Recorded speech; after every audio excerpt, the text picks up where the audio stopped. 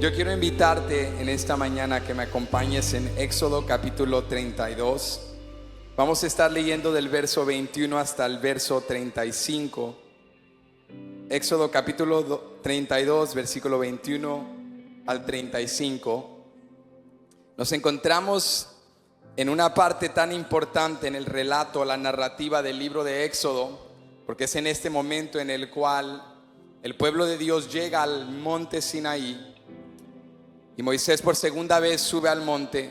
Ya había recibido la ley y los estatutos de Dios, pero ahora Dios le da instrucciones para crear el tabernáculo, esta tienda de reunión, este espacio sagrado para que Dios habite en medio de su pueblo.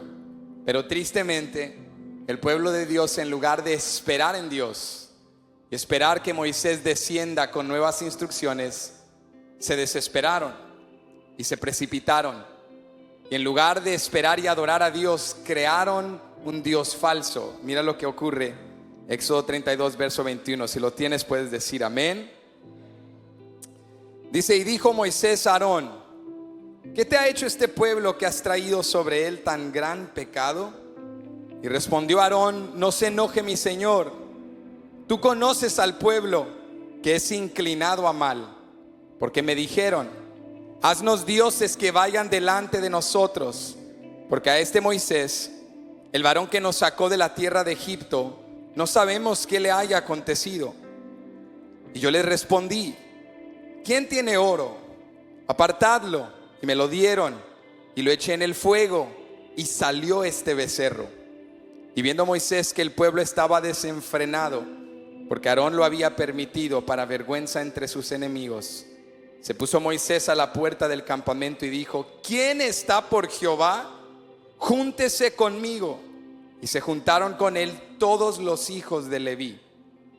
Y él les dijo: así ha dicho Jehová, el Dios de Israel: poned cada uno su espada sobre su muslo. Pasad y volved de puerta a puerta por el campamento, y matad cada uno a su hermano y a su amigo y a su pariente. Y los hijos de Leví lo hicieron conforme al dicho de Moisés. Y cayeron del pueblo en aquel día como 3,000 hombres. Entonces Moisés dijo: hoy os habéis consagrado a Jehová, pues cada uno se ha consagrado en su hijo y en su hermano, para que él dé bendición hoy sobre vosotros.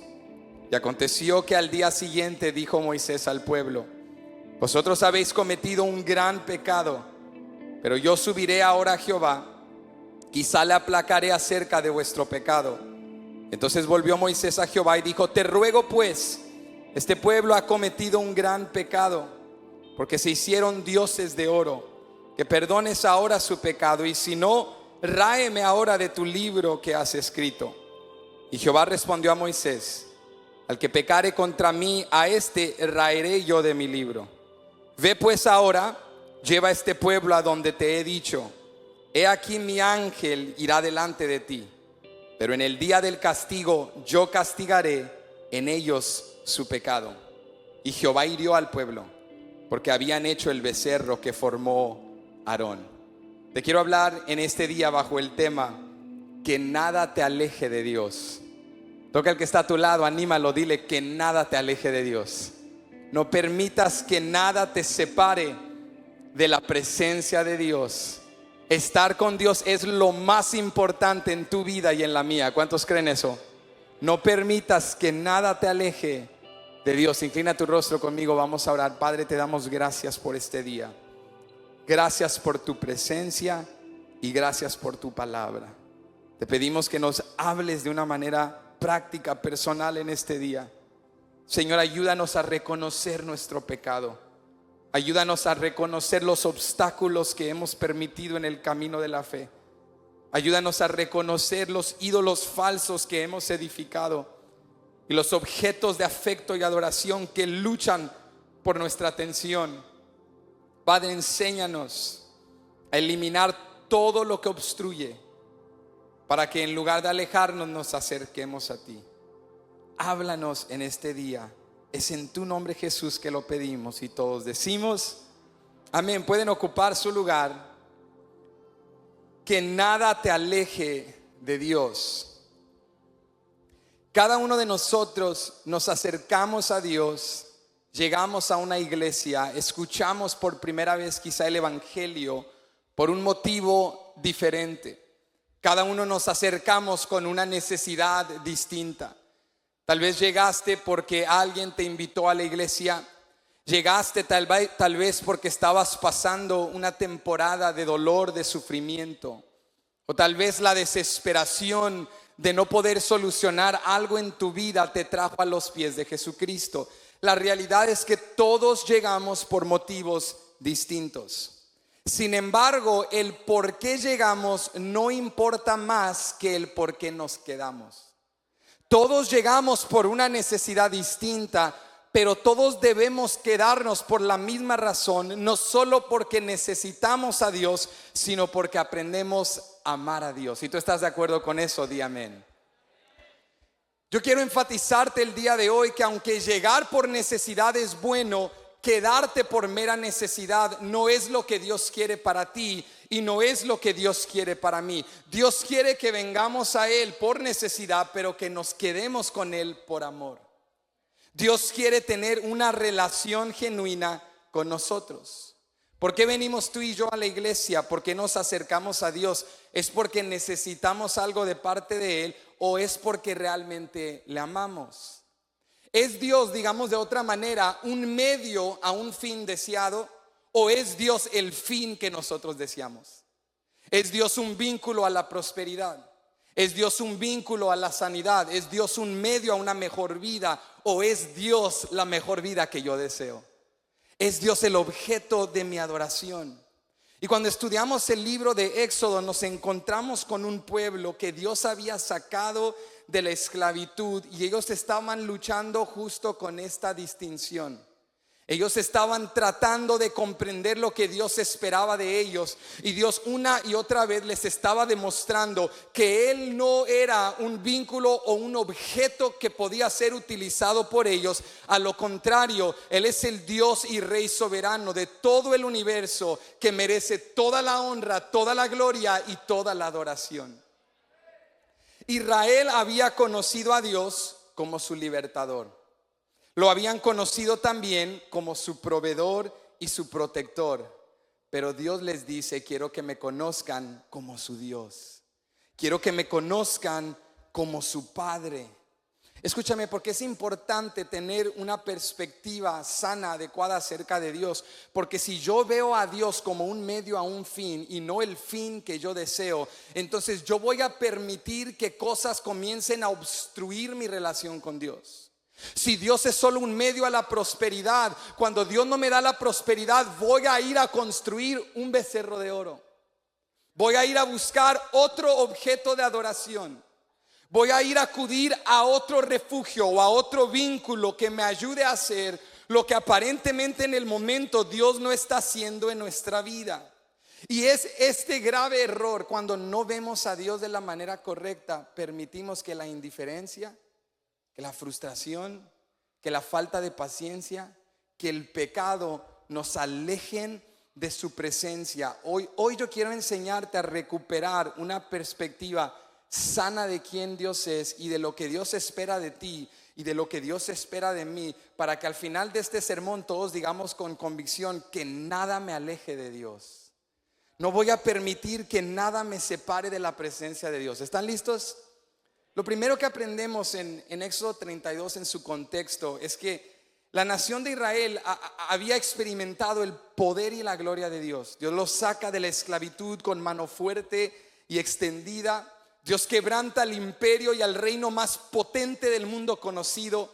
Faraón está debajo del Mar Rojo, sus ejércitos y sus hombres a caballo han sido derrotados. Los dioses de la mitología y la religión politeísta de Egipto han sido avergonzados. Dios ha libertado a Israel y después de un proceso por medio del desierto los trae al pie del monte Sinaí, también conocido como el monte Horeb, y comienza a revelarle a Moisés su ley y sus estatutos para establecer un pacto con su pueblo. Y Moisés está acá en la cima, en la cumbre del monte. Hay una nube, hay una manifestación de la gloria de Dios sobre aquel monte y solo Moisés pudo subir.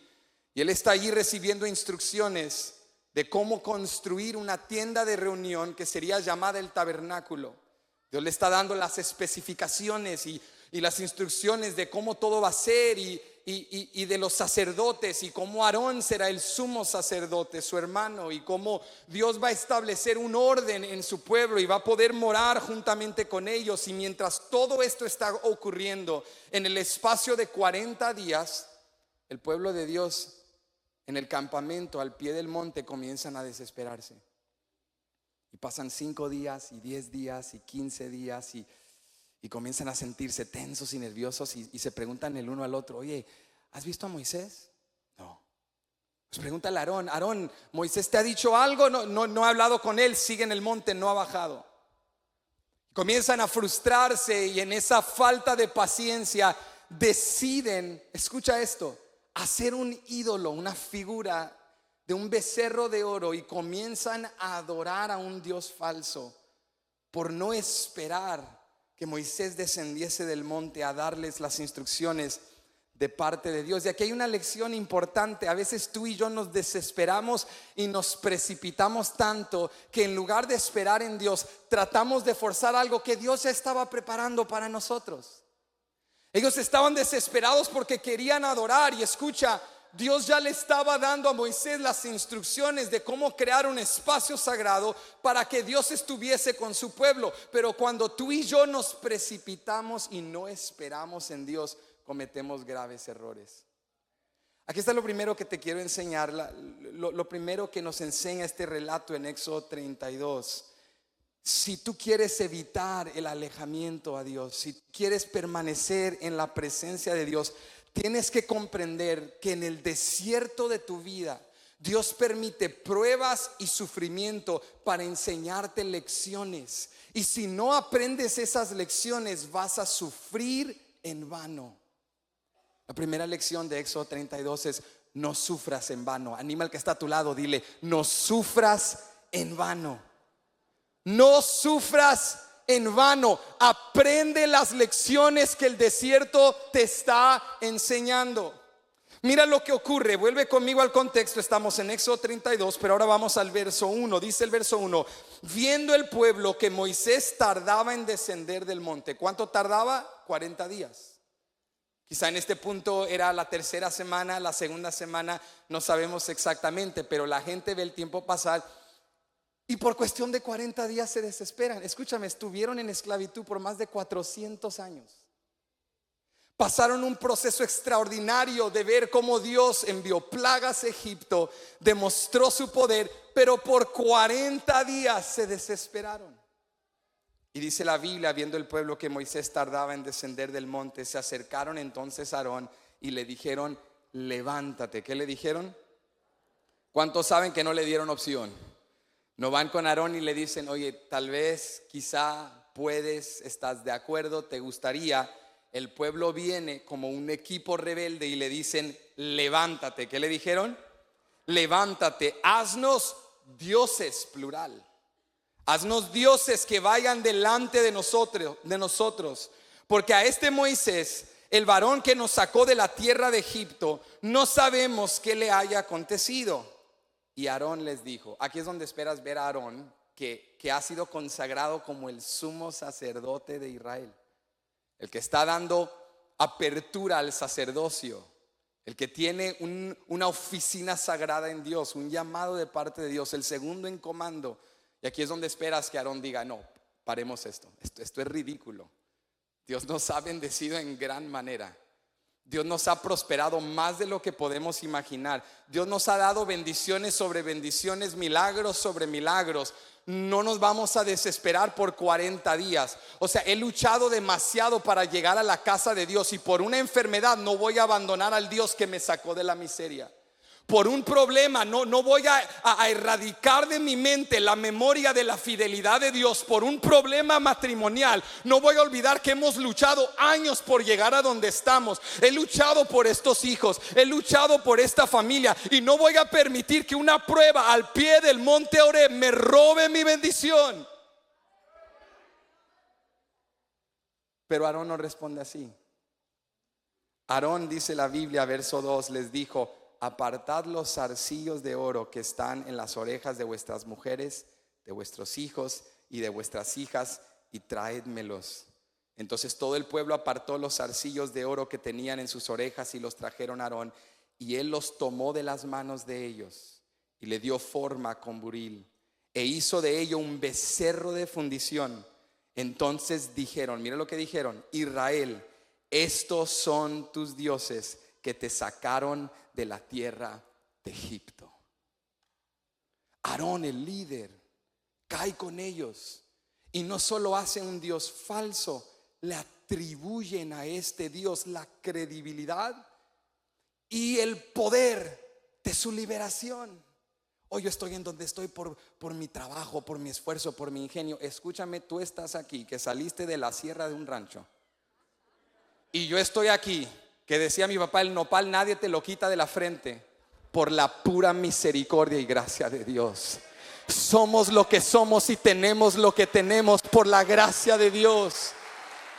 Estamos donde estamos porque Dios nos sacó de la esclavitud, porque Dios nos llamó por nombre, porque en Egipto teníamos amos, pero Dios nos sacó con oro y plata y joyas y vestimenta nueva, y en el desierto cantamos cántico nuevo. Estamos donde estamos no por el becerro del comercio de América del Norte, estamos aquí porque Dios ha sido fiel.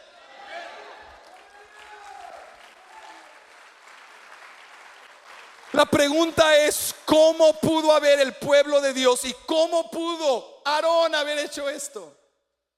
Porque sufrieron en vano, porque no aprendieron las lecciones del desierto, porque tú no te enfrías y te endureces en un día, ya te venías enfriando por rato. Tú no caes en un instante y ya venías gateando. Aarón no había entendido que Dios no es un objeto que tú usas. Aarón no había entendido que Dios es el Todopoderoso. La nación de Israel amaba a Dios porque los liberó, porque proveyó, porque los protegió, pero no lo amaban por quien Él era. Todas las lecciones del desierto tenían un propósito. ¿Sabes que las lecciones del desierto tienen un propósito? El sufrimiento en Dios tiene un propósito, y sufres en vano cuando no aprendes esas lecciones. La necesidad me enseña a depender de Dios. Dios no me hace pasar necesidad porque sea malo, desinteresado, distante. Dios me hace pasar circunstancias y pruebas porque me está desarrollando. Porque el desierto es un excelente maestro. No es muy solicitado, pero es buen maestro. Y cuando llegas sin invitación, te da unos talleres y unos seminarios. Hay lecciones que aprendes en el desierto que la tierra prometida no te puede enseñar. Yo recuerdo de niño, mi mamá me contaba historias de pobreza que ellos experimentaron de niños en Chihuahua, tierra de Dios. Allá pasaban tantas pruebas y necesidades. Mi padre me contaba historias de Guatemala, en la ciudad de Guatemala también, tierra de Dios. Y ahí experimentaban necesidad y cómo miraban la fidelidad de Dios. Y ellos, mis padres, me decían de niño: ¿sabes por qué valoramos tanto un platillo y valoramos tanto las bendiciones? Porque hemos aprendido lecciones, hemos pasado necesidad. Y la leche y miel abundantes de la tierra prometida saben más dulce y saben más valiosas cuando has pasado hambre en el desierto. El desierto te enseña cosas que la tierra prometida no te puede enseñar. Pero cuando no aprendes las lecciones del desierto, sufres en vano. Pasas hambre por pasar hambre. Qué bonito es pasar hambre y aprender a depender en Dios. Qué bello es pasar enfermedad y ver el poder sanador de Dios. Qué bello es pasar enfermedad, no ser sanado, pero ver la fidelidad de Dios sustentándome en medio de la enfermedad. Qué bello es aprender las lecciones que tengo que aprender. ¿Cuáles eran las lecciones del desierto? Depende en Dios, confía en Dios. Dios te sacó de Egipto, Dios derrotó a tus enemigos sin que levantaras una espada. Esa es una lección. Dios no te va a abandonar. Comiste un banquete en el desierto, Dios te sirvió mesa en el desierto, agua fluyó de la peña, maná y codornices te rodeaban, comiste como rey sin preparar un ingrediente. Pero nos cansamos del maná. Y después de 6 días de codornices, tú dices: pues no hay un taquito, no hay una pupusa, por Dios, algo diferente, un heladito de chocolate. Dios ten piedad, porque se nos olvida y sufrimos en vano y no aprendemos las lecciones. Escúchame, el sufrimiento tiene un propósito de santificarnos, de desarrollar nuestro carácter. ¿Y qué sucede cuando no aprendes las lecciones? Comienzas a olvidar lo que Dios ha hecho en tu vida. Escúchame, los israelitas tenían todos los motivos para creerle a Dios en ese lugar. Como tú y yo tenemos abundantes razones por las cuales estar agradecidos con Dios. ¿Hay alguien agradecido que pueda hacer ruido como por 3 segundos? Tenemos abundantes razones.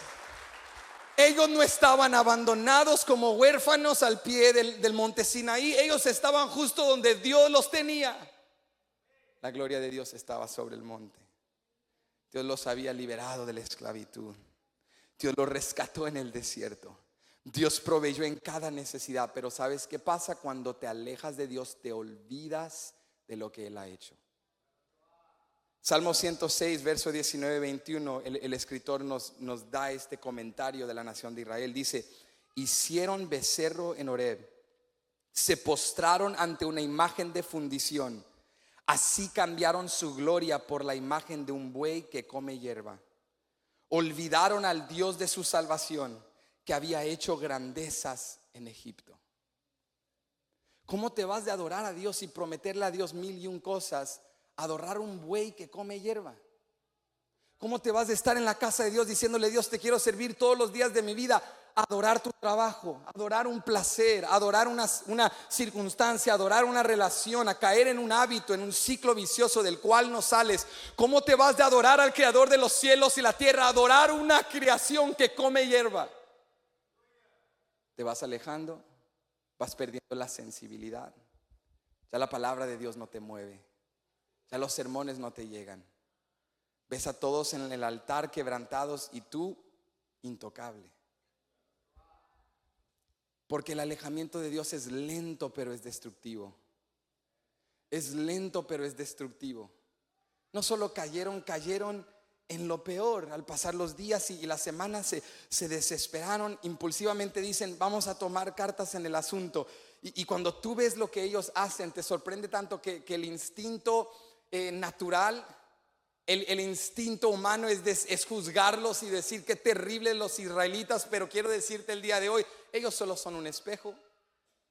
Ellos solo son un reflejo de nosotros. ¿Cuántos nos hemos olvidado de Dios? No levantes tu mano, pero la mano acá espiritual. ¿Cuántos hemos dejado de buscar a Dios como le buscábamos antes? ¿Cuántos hemos acreditado nuestra prosperidad a nuestro trabajo, a nuestro esfuerzo, a nuestro ingenio, y no al Dios que proveyó en nuestra necesidad? Te pregunto el día de hoy, amigo, hermano, cuando tú vienes a Dios, ¿qué es lo que anhelas de Dios? ¿Amas lo que Dios te puede dar o has aprendido a amar a Dios por quien Él es? ¿Ves a Dios como un medio a un fin o ves a Dios como el fin más grande y deseado de tu alma? ¿Es Dios el anhelo más profundo de tu corazón? ¿Es su renombre y su gloria el anhelo de tu alma? Porque el libro de Éxodo nos enseña que el proceso de Israel no se trataba solo de salir de la esclavitud, se trataba más que nada de entrar a la presencia de Dios. Dios no nos liberó solo para que ya seamos buenos americanos, felices y prósperos. Dios nos liberó para entrar a su presencia. Dios nos liberó para tener comunión con Él, para caminar con Él. Escúchame, el libro de Éxodo no se trata de la salida de Egipto, eso es parte de. El libro de Éxodo se trata de la entrada a la presencia de Dios. Se trata de hacer aquello que Dios le dijo a Moisés en Éxodo 3 cuando lo llamó por nombre y le dijo: en este monte me adoraréis. Volverán a este monte y me van a adorar. Y así como Dios lo dijo, Dios lo hizo. Y estaban allí al pie del monte cumpliendo el propósito de Dios, pero por un momento de frustración dejaron de esperar en Dios. Y escúchame, el ejemplo trágico de ellos nos sirve como una advertencia. La Biblia nos dice en el Nuevo Testamento que las historias del Antiguo Testamento son ejemplos para advertirnos, para que tú y yo no cometamos los mismos errores. Éxodo 32 es una advertencia que te dice: no sufras en vano.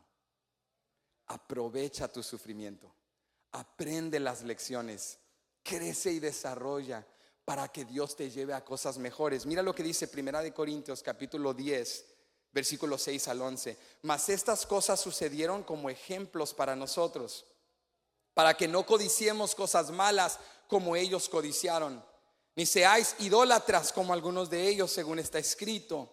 Se sentó el pueblo a comer y a beber y se levantó a jugar.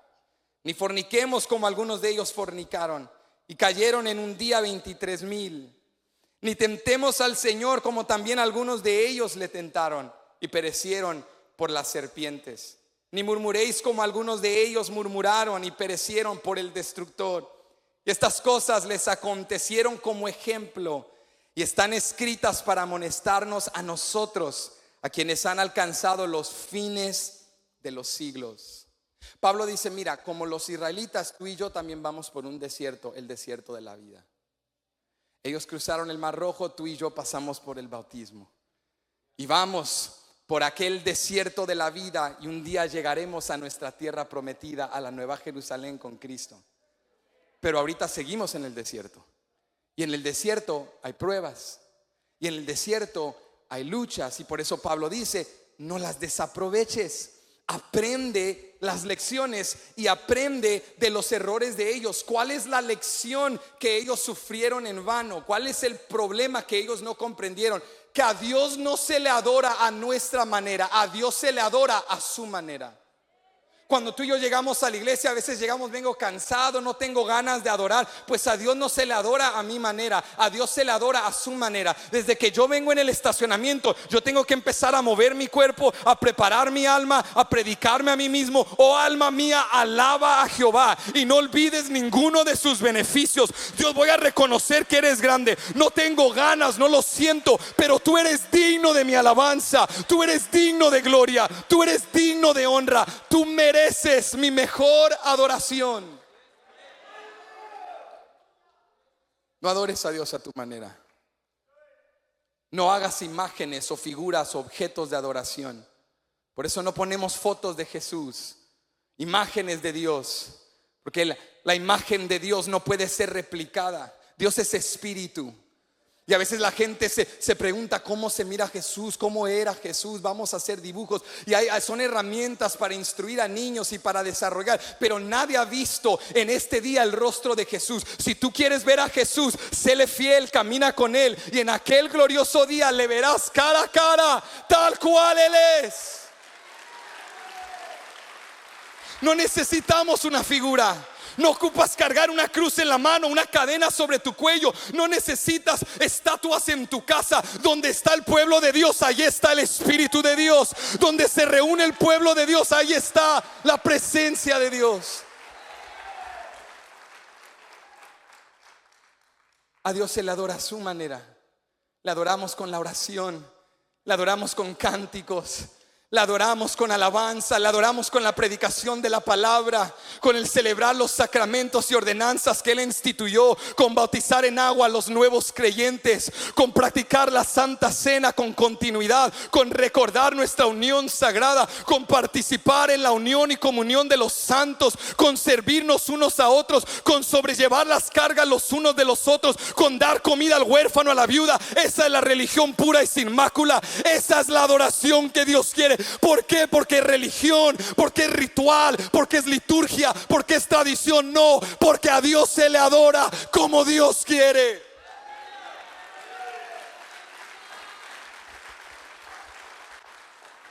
No lo hacemos por tradición, no lo hacemos por herencia cultural, lo hacemos porque así nos mandó Dios a adorarle. Y a Dios se le adora a su manera. Y a Dios se le adora con exclusividad. No adores a Dios y a los dioses del mundo. Dios es el único digno de la alabanza, la honra y la gloria. Los israelitas sufrieron en vano porque no aprendieron las lecciones del desierto. Pero en segundo lugar, se apartaron de Dios. ¿Sabes por qué? Porque mezclaron su adoración. Toca al que está a tu lado, dile: no mezcles tu adoración. Díselo, díselo. Don't mix it up. No mezcles tu adoración. Si vas a adorar a Dios, adora a Dios solamente. Él es el único digno de la adoración.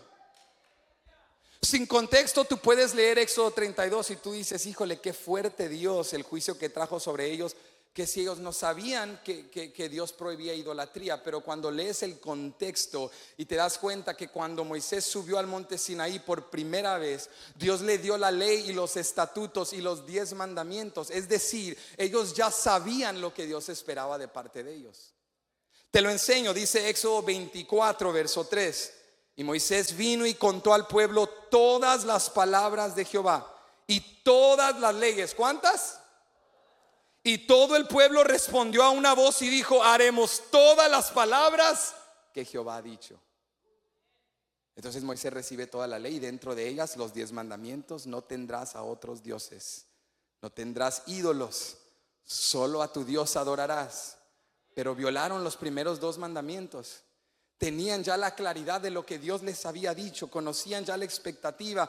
Pero ¿qué sucede? Pierden la paciencia. Y cuando te vas separando de Dios, te vas olvidando de su ley y te vas desensibilizando a su presencia y comienzas a abrir tu mente a la adoración de otros dioses. Y dice el versículo 5, vuelve conmigo a Éxodo 32, dice el versículo 5, y viendo esto Aarón edificó un altar delante del becerro y pregonó a Aarón y dijo, mañana será fiesta para Jehová. ¿Para quién? Entonces vienen los israelitas y le dicen, oye, haznos dioses, plural, porque venían con el politeísmo de Egipto. Y Aarón dice, bueno, hay que ser estratégicos, hay que ser contacto y meticulosos. Si yo les hago dioses múltiples me meto en problemas, pero que si hago un caldito cristiano mundial, que si hago así, ¿verdad? Una sopita de esas medio mundiales, pagana y teísta también. Y dice, voy a combinar, voy a hacerles un becerro de oro y le voy a asignar la adoración a Jehová a este becerro de oro. Y dice, mañana vamos a hacer una fiesta grande y vamos a adorar a Jehová, el becerro de oro. ¿Qué hizo Aarón? Mezcló su adoración. Tomó las cosas del mundo y las combinó con las cosas de Dios. Y dijo, voy a nombrar, voy a asignar el valor de Dios a esta cosa mala que yo estoy haciendo. Y sabes, tú y yo hacemos lo mismo todo el tiempo. Dios, dame un trabajo, bendíceme. Y Dios te bendice con el trabajo y luego comienzas a adorar tanto el trabajo que te olvidas del Dios que te lo dio. Y le dices, Dios, dame un hijo, si me das un hijo te serviré todos los días de mi vida. Y Dios te da el hijo y luego comienzas a elevar tu familia por encima de Dios y te olvidas del Dios que te dio el hijo. Dios, sana mi cuerpo, y si sanas mi cuerpo te prometo que te voy a ser fiel todos los días de mi vida. Y Dios te sana y pos enfermedad te olvidas del Dios que te sanó.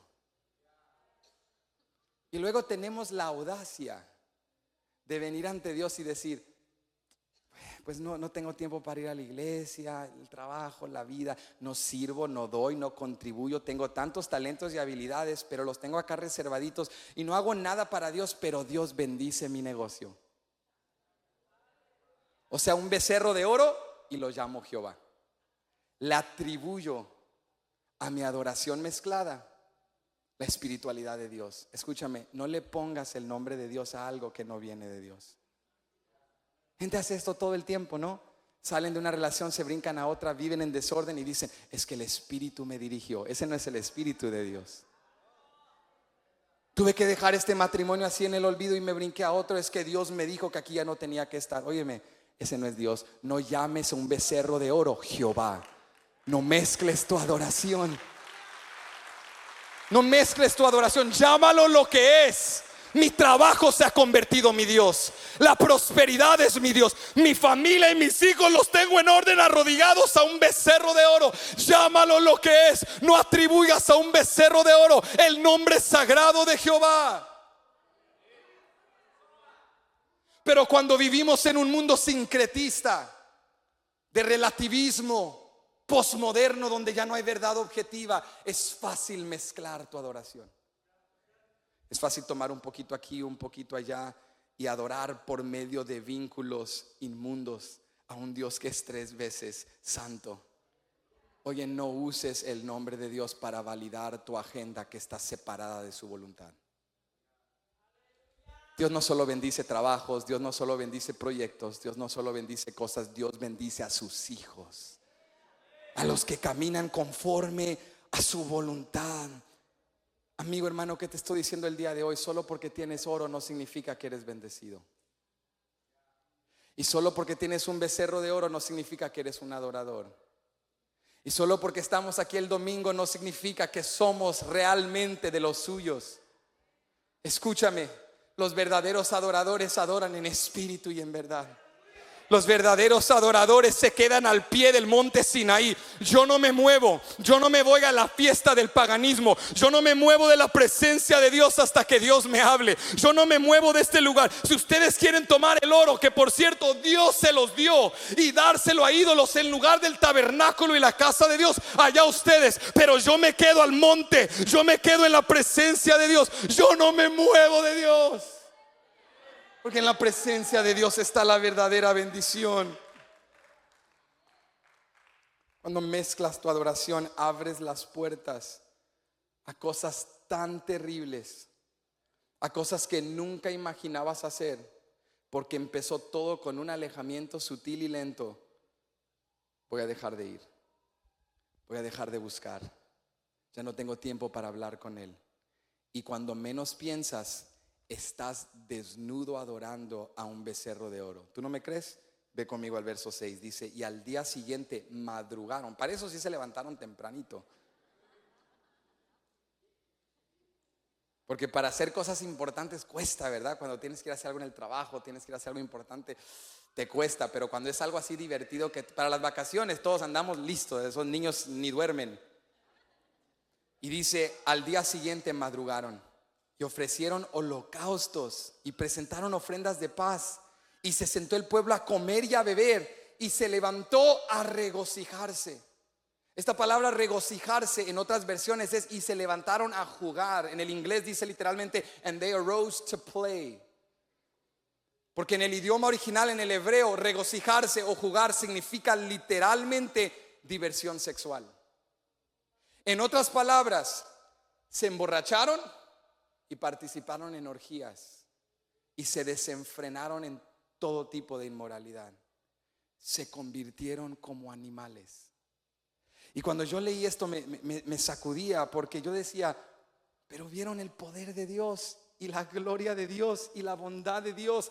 Y los que saliendo de Egipto iban cantando cántico nuevo y danzando por libertad, acá estaban bailando y danzando y adorando y practicando inmoralidad ante un becerro de oro, mientras su líder estaba en la cumbre del monte hablando con Dios. Y la pregunta es: ¿cómo pudieron haber hecho esto? Pero si somos honestos y autocríticos, ¿cuántas veces lo has hecho tú y cuántas veces lo he hecho yo? Después de que Dios nos bendice, nos olvidamos de Él y mezclamos nuestra adoración, y luego te encuentras en un lugar haciéndote la pregunta: ¿cómo llegué aquí? ¿Cómo llegué a estar haciendo esto? Yo que tanto temía a Dios y amaba a Dios y confiaba en Dios, ¿cómo llegué aquí? Escúchame, antes de que juzgues a los israelitas, hazte la pregunta: ¿en qué ciclos viciosos estoy atado yo porque me he separado de Dios? ¿Qué ídolos, qué figuras he edificado en mi casa porque he descuidado la presencia de Dios? Así como te acercas, es fácil alejarte si no permaneces al pie del monte Sinaí.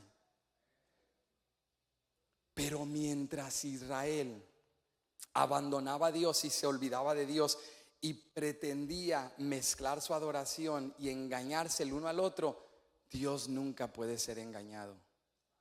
Dice la Biblia que en el monte Carmelo Dios escuchó lo que estaban, en el monte, Sinaí, Dios escuchó lo que estaban haciendo, y Dios inmediatamente exhorta y llama a Moisés.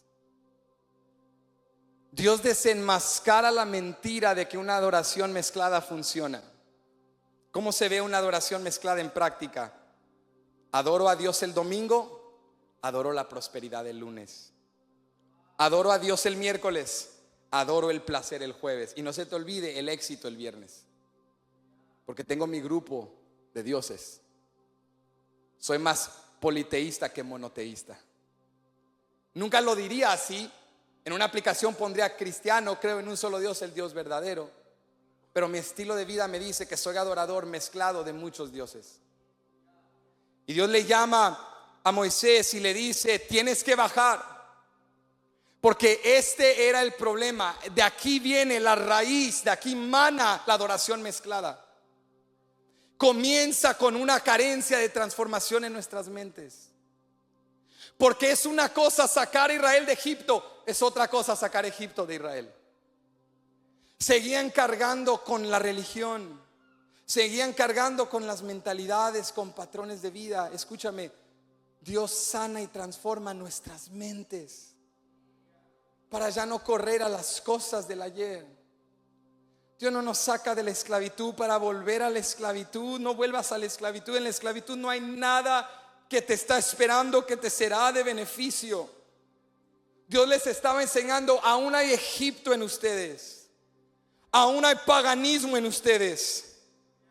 Es tiempo de restaurar su adoración. Hoy, este día es un buen momento para restaurar tu adoración, para decirle: Dios, quiero adorarte a ti y solo a ti, porque solo tú me sacaste de la tierra de Egipto.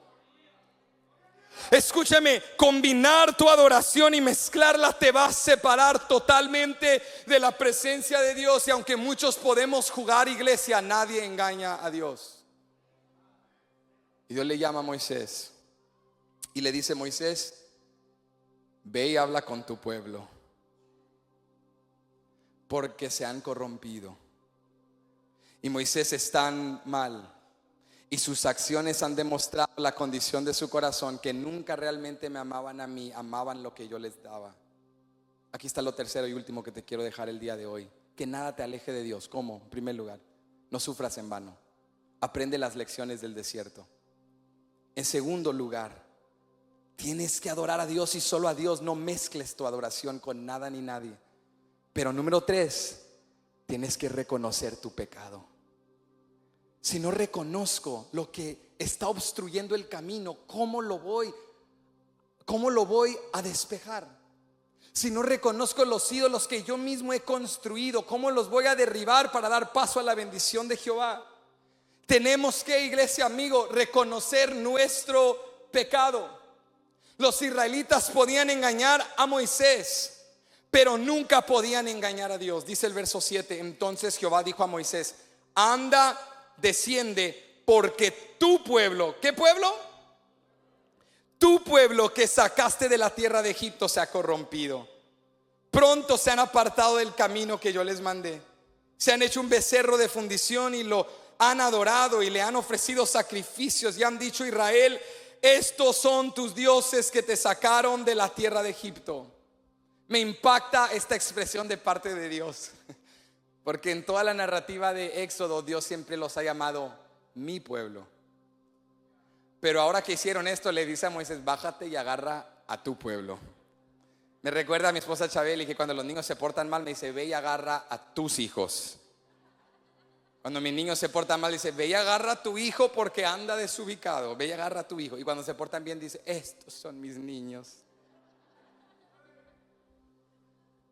Dios le dice a Moisés: este ahora es tu pueblo. Porque en Éxodo 3 dijo: he escuchado la aflicción de mi pueblo. Luego, cuando envía a Moisés a Faraón, le dice: deja ir a mi pueblo.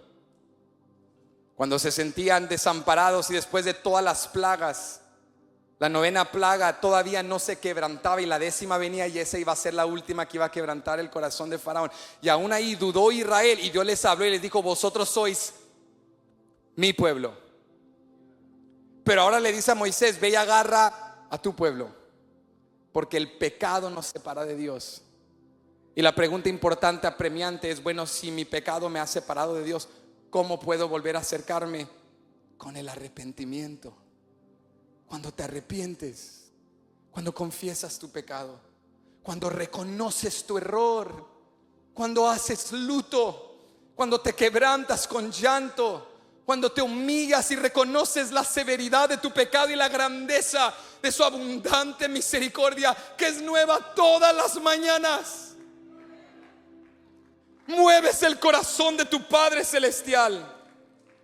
Dios le dice a Moisés: desciende y confronta al pueblo, porque este es un pueblo endurecido que no se arrepiente. Mira lo que dice el verso 9. Dijo más Jehová a Moisés: yo he visto este pueblo, que por cierto es pueblo de dura cerviz. Ahora pues déjame que se encienda mi ira en ellos y los consuma, y de ti yo haré una nación grande. Dios dice: Israel no se va a arrepentir, porque es de dura cerviz, que traducido a nuestro léxico cotidiano son tercos y necios. La frase dura cerviz es una expresión del mundo agrícola que habla de bestias o animales de cargo, dos bueyes que se les ataba un yugo para que ambos hiciesen la labor con mayor fuerza. Y a veces había un buey de dura cerviz que no se sujetaba, terco, como aquellos hijos, tú sabes, que le dicen: hijo, ven, no. Y esos machos que llegan a la iglesia y se paran en la esquina, y en la adoración todos quebrantados, pero ellos, tú dices: brother, te damos un masaje, ¿me gustas un tecito de manzanilla con anís? Porque te ves tenso. Pero esa es la reacción del hombre cuando viene a Dios: el orgullo, la altivez del corazón, nuestro propio pecado. Hacemos duro nuestro cuello y no nos sujetamos al yugo de Cristo, que, escúchame, no es para atarte. Su yugo es fácil, su carga es ligera. Es para hacerte libre del pecado. Es para quitarte un peso que solo nunca pudieses llevar. Dios le dice a Moisés: no se van a arrepentir. Está Dios, el Dios soberano, omnisciente, todo conocedor, diciéndole: no se van a arrepentir. Entonces los voy a consumir en fuego. ¿Y sabes qué hace Moisés? Moisés dice: si el pueblo no se arrepiente, yo voy a interceder. Oh, iglesia, ¿cuántos le dan gracias a Dios por los intercesores que no dejaron de clamar por nuestras vidas? Esa madre que a las 2 de la mañana no dejaba de orar, y por eso estás aquí en la casa de Dios. Esa abuela, ese padre, ese líder que no te dejó. Ese amigo que te dijo: te voy a seguir llamando, te voy a seguir fastidiando, para que no dejes la senda del justo, para que no abandones la ley de Jehová, porque caíste en el paganismo y la inmoralidad. Pero yo voy a interceder para que Jehová tenga misericordia, para que vuelvas al pie del monte de su presencia. Oh, necesitamos intercesores como Moisés, que clamen por una generación perdida, que intercedamos por nuestros hijos, que no dejemos de orar, porque tenemos que seguir creyendo que la oración eficaz del justo puede mucho. Moisés intercedió y clamó a Dios con todas sus fuerzas. Le dijo: Dios, no te olvides de tu pacto. No te olvides de Abraham, Isaac y Jacob. Israel, no vaya a ser que nos consumas y nuestros enemigos a nuestra vergüenza se burlen y hablen que tú eres el Dios que nos trajo de la esclavitud solo para matarnos en el desierto. ¿Y sabes qué pasó? Dios calmó su ira por la oración eficaz de un justo. Ahora te pregunto: ¿cambió Dios de pensamiento? ¿Cambió Dios su opinión? ¿Se arrepintió Dios de algo? No, Dios es soberano. Dios estaba probando a Moisés. Dios estaba haciendo la pregunta: hay un intercesor que está dispuesto a clamar y a abogar por el pueblo. Iglesia, tú y yo estamos aquí por intercesores, pero quiero enseñarte algo el día de hoy. No solo ocupamos un intercesor que clame para que Dios muestre misericordia y no ira, también necesitamos un mediador. Y aunque Moisés fue un gran intercesor, Moisés no podía ser el mediador, porque si Moisés daba su vida por el pueblo, y la quería dar porque le dijo a Dios: ¿sabes qué? Vete con el pueblo y borra mi nombre de tu libro, yo pagaré el precio por su pecado. Pero Dios le dijo: cállate, Moisés, porque tu sangre y todo lo que tú eres está contaminado. Tú eres un intercesor, pero tú no puedes ser un mediador. Iglesia, pero hay un mediador, el gran Cordero de Dios, que llevó nuestro pecado, que pagó nuestro precio, que tomó nuestro lugar. Dale gracias que no solo tienes una iglesia que intercede por ti, una madre que clama por ti, un líder, un pastor que clama por ti. Dale gracias que tienes al gran mediador, el sustituto perfecto que tomó tu lugar, no solo para que Dios te diera misericordia, para que también te hiciese santo, justo, recto, una nueva criatura.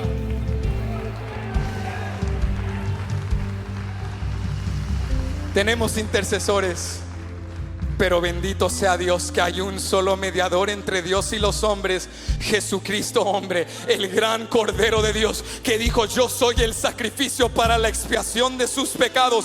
Yo voy a descender del monte Sinaí, y no como Moisés, y yo no voy a tirar las tablas de la ley. Yo voy a cumplir la ley, yo voy a pagar el precio, yo voy a redimirlos de su pecado, yo voy a darles un nuevo nombre. Moisés dijo: yo voy a interceder. Pero su historia es una sombra del gran mediador que hizo por nosotros lo que Moisés nunca pudo hacer. Por eso el escritor en Hebreos dice: Él es mayor que Moisés, porque Moisés habitó en la casa, pero Cristo, el gran sumo sacerdote, la edificó. Él es el todopoderoso que hizo lo que nunca pudiésemos hacer por nosotros mismos. Entonces, ¿qué nos resta? Arrepentirnos, reconocerlo. He pecado, Dios, he edificado dioses falsos. Escúchame, aquí te quiero dejar. Moisés comprendió que el verdadero arrepentimiento no es solo pedir perdón. Ahí empieza, pero escucha esto.